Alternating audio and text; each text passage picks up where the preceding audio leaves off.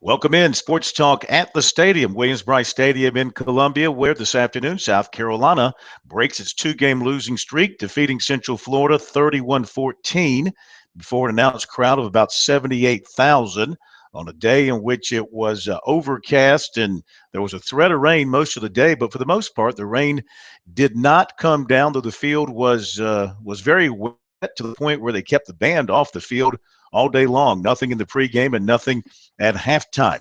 The Gamecocks had a bit of a struggle in the first half offensively, but put it together with a 20-point third quarter and ended up winning a game by about 15. So they covered the spread in this one and even their record at 2-2. Quick recap of the game: the Knights led at halftime, 14-8. The Gamecocks' Pharaoh Cooper made a terrible mistake on a punt, fielding it or attempting to field it at the Gamecock 1 yard line. He fumbled it, and that led to a Knights touchdown. And the Knights also had a 93-yard scoring drive. They threw the ball very nicely against the Gamecock defense on that drive, so that accounted for all their points. The Gamecocks had 2 field goals and a safety in the first half. The safety by Boosie Whitlow.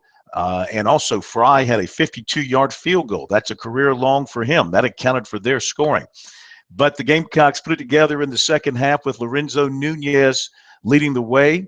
They scored 20 points. Cooper had a touchdown run of 29 yards on a play that was supposed to be a double pass. It didn't work out, and he kept the football and ran in thanks to a tremendous block by Nunez.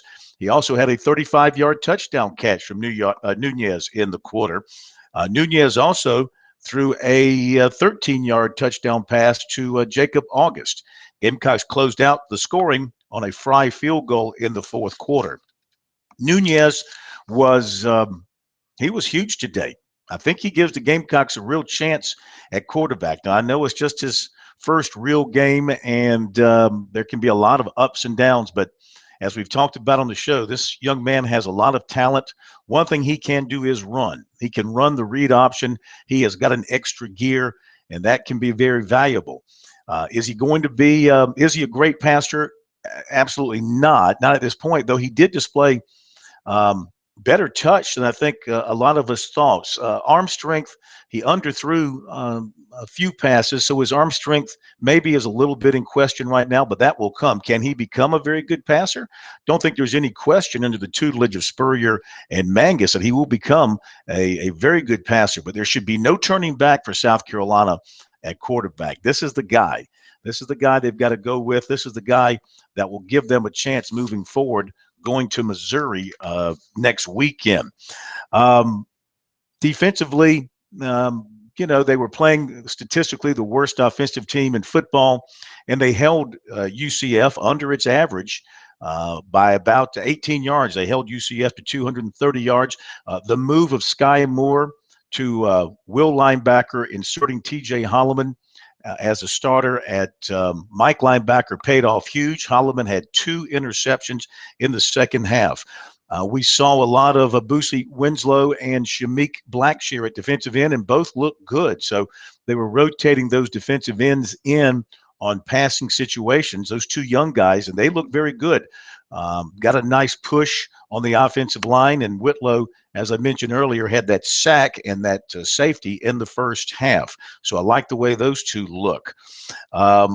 Nunez, 12 of 22, 184 yards, the 2 touchdowns. He rushed for 123 yards, the most rushing by a quarterback at USC since Connor Shaw rushed for 107 against Clemson back in 2011. So, again, he gives the Gamecocks that dual threat as a runner and a passer.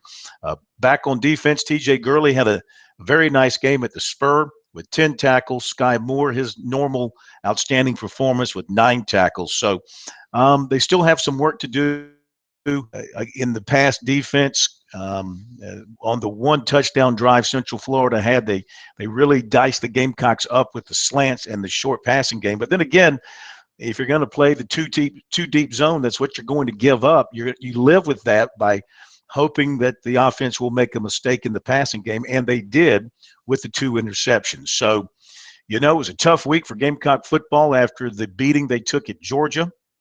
A lot of criticism, a lot of skepticism, but the team bounced back, especially in the second half. And I think that Lorenzo Nunez could be the spark for this team to give them a chance to go into Missouri and play a Tiger team, which to this point has been a little bit of an underachieving team. And Matty Malk and company, you know that he can be dangerous, and you know that at home it will be a very difficult game. But I think Nunez offensively will make Missouri's defensive coaches sit up and take notice and give them something to really have to prepare for in the coming week. Coming up on Sunday, we'll have Steve Spurrier's teleconference call for you right here. And of course, Monday night on Sports Talk, a complete review, and we'll hear what you have to say about the Gamecocks win here this afternoon. They improved their record to 2-2 as they head to Missouri next week, hoping to avoid an 0-3 start in SEC play for the first time since Spurrier's first year at USC in 2005. Thanks for joining us here. Sports Talk at the Stadium from Williams-Brice Stadium in Columbia. Have a great weekend.